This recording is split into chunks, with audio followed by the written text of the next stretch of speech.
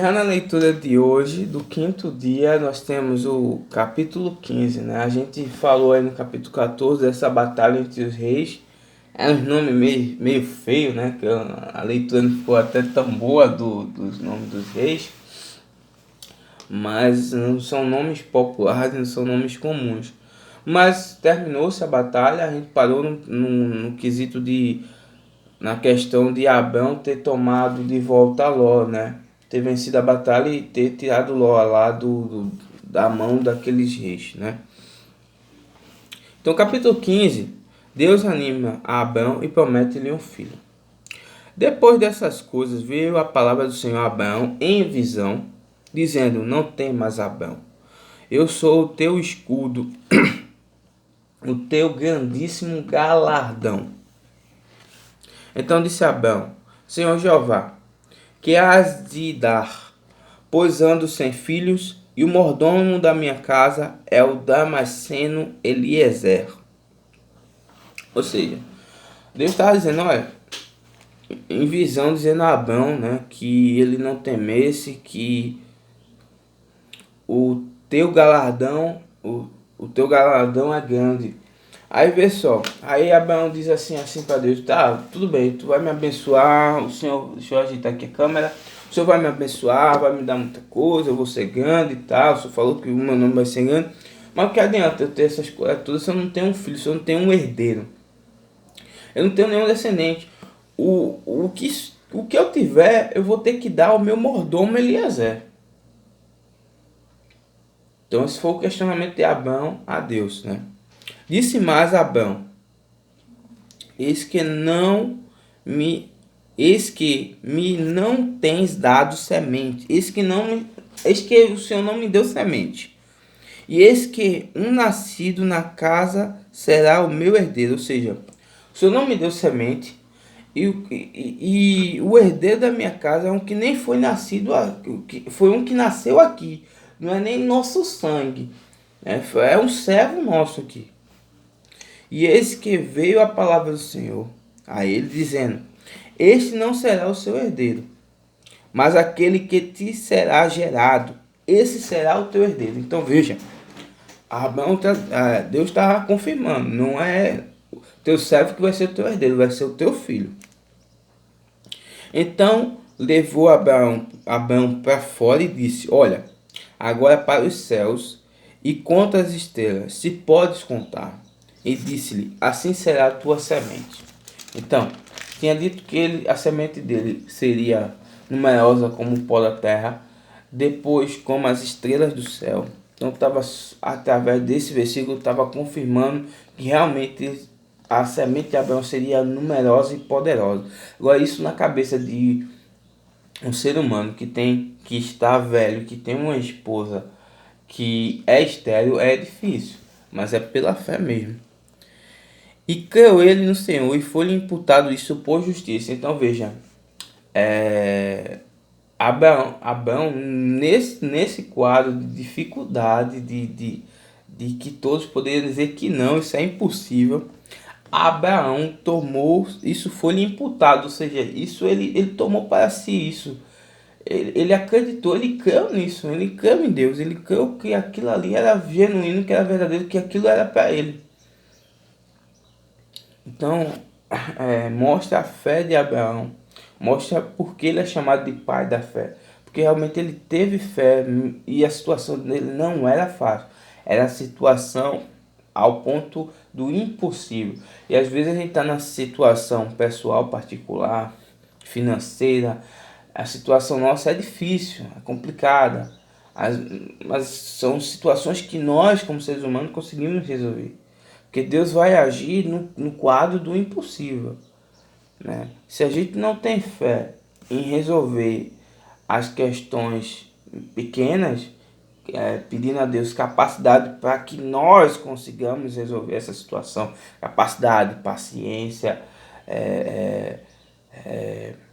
eu posso dizer, criatividade para resolver as situações. Então, se a gente não tem fé para isso, para essas coisas pequenas, imagine para as coisas grandes que fica a cargo de Deus. Então, Abraão tá nos mostrando que a gente tem que ter fé nas coisas até no impossível.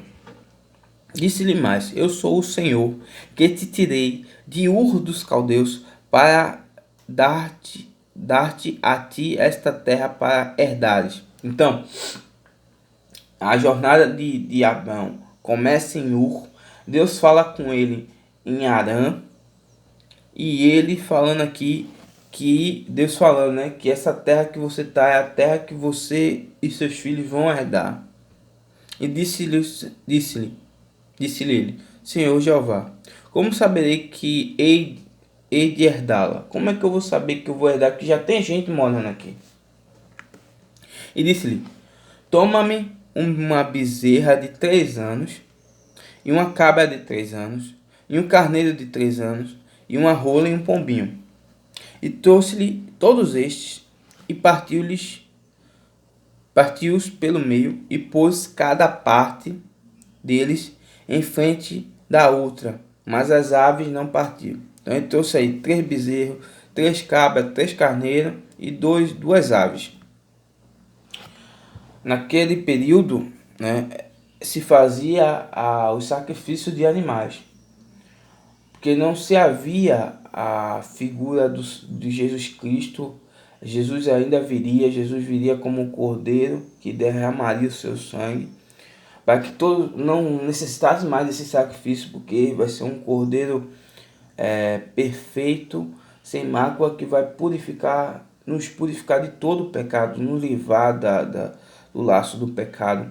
Então, até que chegasse a Jesus, havia-se essa doutrina, essa didática de Deus de fazer com os animais, o sacrifício através dos animais. Didaticamente para instruir um homem da importância do sacrifício de Jesus mais tarde. E aí, desses animais, eles se partiam ao meio em 2 mantas e eram sacrificados. Já as aves, eles não partiam, que eram animais tomados como animais puros, né? E trouxe-lhe todos estes, e partiu pelo meio, e as aves desciam sobre os cadáveres, Abrão, porém, enxotava. E pondo-se o sol, um profundo sono caiu sobre Abrão.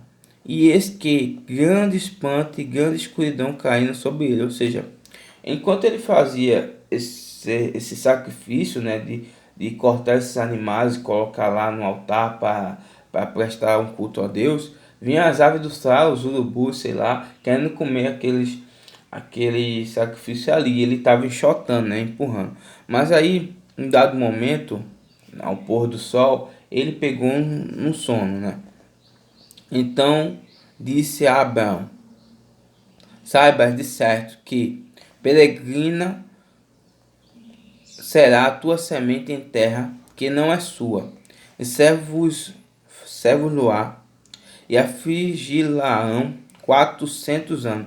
Então já era uma profecia, onde Deus estava dizendo: tua semente, essa terra não é dela, ela vai ser peregrina, ela não vai ter posse dessa terra durante 400 anos. Vai passar 400 anos e servindo, e não vai possuir dessa terra.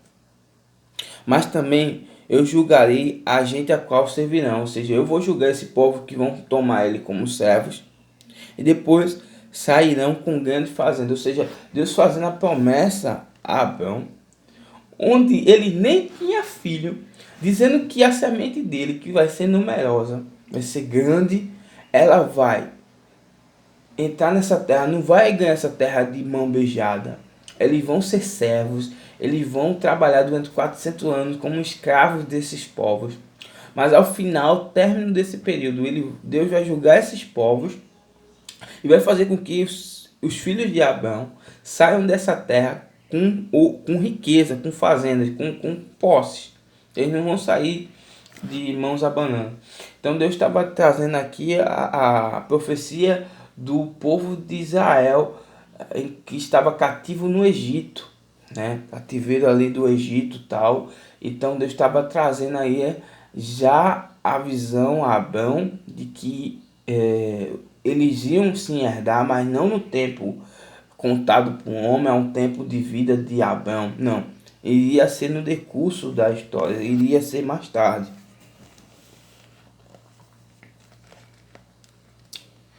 E tu irás a teus pais em paz, em boa velhice serás sepultado. Ou seja, você vai ser sepultado em boa velhice, vai viver bem, mas a quarta geração tornará para cá, porque a medida da injustiça dos amorreus não está ainda cheia. Então, ou seja, na quarta geração, lembra que Deus falou que era até 120, então são 400, né? 100, 100, 100, 100, vamos considerar 100. São a quarta geração é que os teus descendentes que vão deixar de ser servo vão vir para essa terra. É essa terra aqui que eu estou dizendo que é sua, mas é uma terra que já habita a gente aqui. E eles não vão tomar ela agora, eles vão ser levados como cativos, vão ser escravos em terra dos outros. Depois, na quarta geração, é que eu vou libertar eles e vou trazer eles para cá, para essa terra que é a chamada Terra Prometida. Porque o nome agora de Terra Prometida porque Deus prometeu a eles desde Abraão. Por isso o nome Terra Prometida, porque Deus prometeu essa terra desde Abraão, desde esse versículo aqui, no capítulo 15.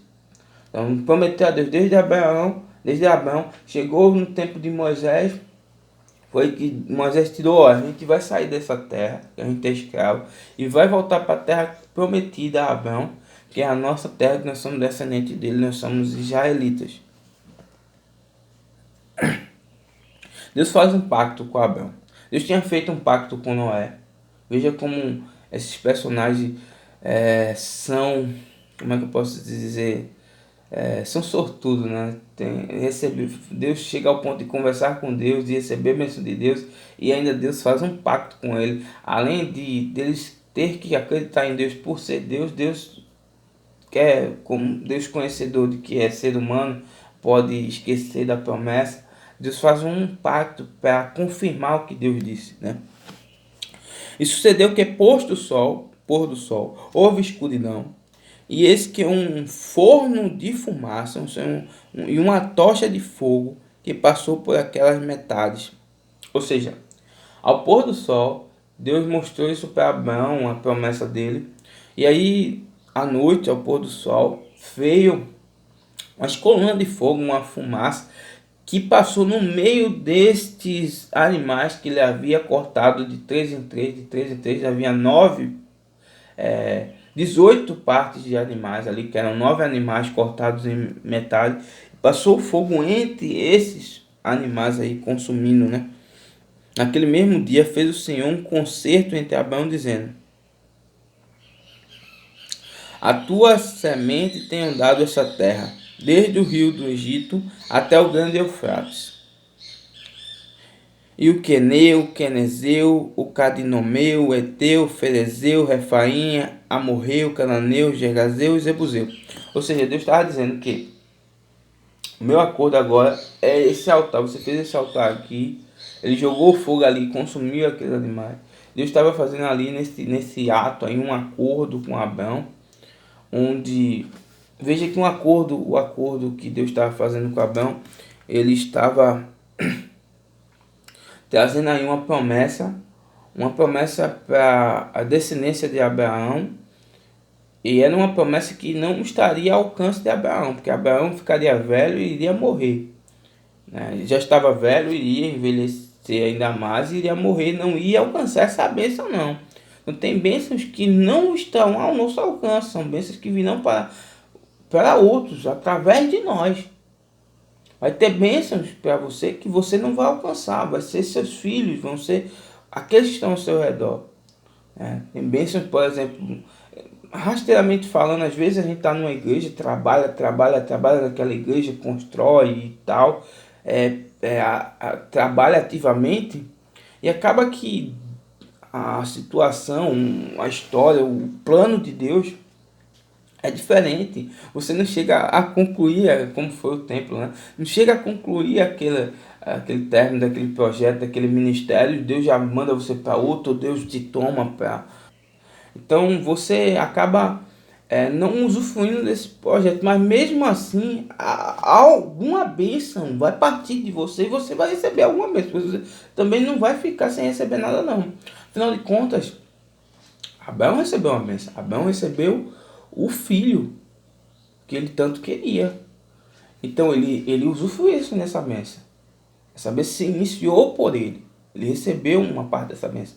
Mas o desfecho dessa bênção, o findar dessa bênção, a concretude dessa bênção não se concretizou em Abraão, né? Então fica aí também esse ensinamento para nós, saber o que é nosso, o que é de direito nosso, que Deus concedeu para a gente. Então ficamos aqui pelo quinto dia, que Deus te abençoe, valeu, fui!